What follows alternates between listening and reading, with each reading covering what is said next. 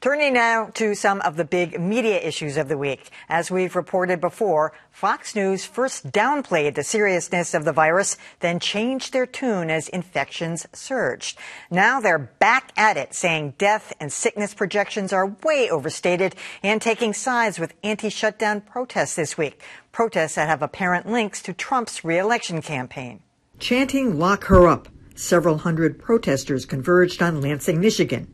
It was a well-orchestrated pushback against stay-at-home orders and one that caught the attention of the mainstream media. Protesters at the Michigan State Capitol blasted the governor's strict stay-at-home order, which, among other things, even restricts interstate travel, putting all of these workers out of business. While acknowledging people have the right to protest, Governor Gretchen Whitmer also noted the rally wasn't exactly nonpartisan. It wasn't really about the stay-at-home order at all. It was essentially a political rally. A small group of people that came together without masks on, posters of being anti-choice. And that's true. The Michigan Conservative Coalition has direct ties to the Trump campaign. And the governor noted most of the protesters weren't wearing masks and jumped out of cars even though they weren't supposed to.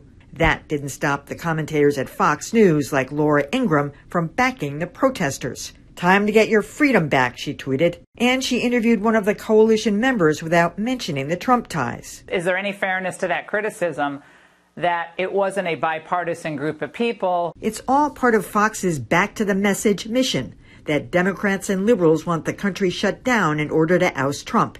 Last night, Ingram trotted out the non-medical Dr. Phil, who offered up these wildly inaccurate statistics just to make us realize we're acting foolishly. 45,000 people a year die from automobile accidents, 480,000 from cigarettes, 360,000 a year from swimming pools, but we don't shut the country down. No, but we can turn you off, which is what the country needs to do. I'm joined now by Joanna Weiss of Northeastern University's Experience magazine and Tom Fiedler, formerly at Boston University. So, Joanna and Tom, one of the reasons why we keep talking about Fox is because they have a huge audience. People believe a lot of what they say. They hear Dr. Phil talk about more people drowning than that are dying of COVID, and then they give credence to this group that's largely sponsored by a group with ties to the Trump campaign. The mainstream media didn't really point that out either. But I mean, the question here is, how do you make people understand the seriousness of this when they're taking cues from Fox News? I have to say, Emily, what's particularly distressing about this is the person that appears to be taking the cues from Fox News as well as perhaps giving them is President Trump. Literally within hours of going on his evening broadcast and telling people about the phased restoration, he then goes on Twitter and calls the people involved in those protests, essentially they're all patriots, claiming their rights as citizens, and once again slamming the Democratic, as it happens, governors of Michigan, Virginia, and elsewhere.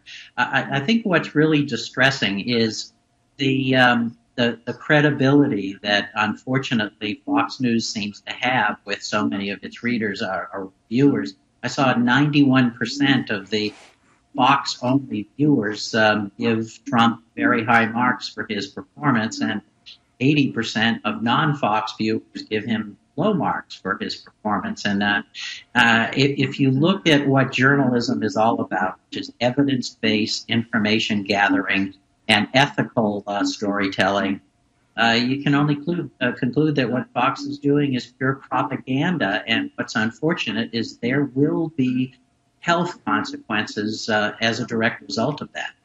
So, Joanna, one of the other things, they're trying to make a correlation between the liberal media and Democrats, and they're saying that the liberal press, which is basically everybody but them, and Democrats want this shutdown to continue because that way Trump is less likely to be reelected, which there's no proof in that either. But that's the message that they're putting out there, and people believe it. Yeah, it's pretty crazy, in part because, every journalist is facing that same economic pressure. I mean, everyone has the same economic pressure and desire to get things back open. Nobody wants to be in this situation. It's just a matter of, are you reporting the truth, and are you reporting responsibly, and are you reporting the effects of the quarantine and the reasons behind the quarantine? So it gets very, and one of the challenges is that the more successful the quarantine is, the fewer hospitalizations, and the more, you can point to, a hospital that hasn't run out of ventilators and say, oh, see, we don't have a problem after all. It's like the more successful we are at following the rules, the more it looks to the naked eye without the proper guidance like something like it's not as big a deal as people warned. And I think that's what people like Laura Ingraham are capitalizing on, this idea that if you look just with the naked eye outside and say, oh, my neighbors aren't sick, we're all doing fine, now we can open up again, you're missing a huge part of the picture.